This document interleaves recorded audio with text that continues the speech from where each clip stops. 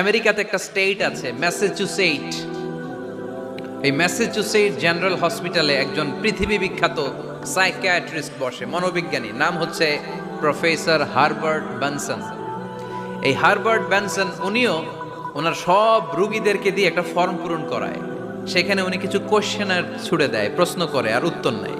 পরে জরিপ করে উনি দেখতে পেয়েছে ওনার যে সমস্ত রুগীরা মনের ভিতরে রোগ, এই রাগ, এই ক্ষোভ, এই হিংসা বিদ্বেষ এগুলো অন্তরে পুষে রেখেছে, এদের স্ট্রোক করার এবং হার্ট অ্যাটাক করার রেটিংটা বেশি।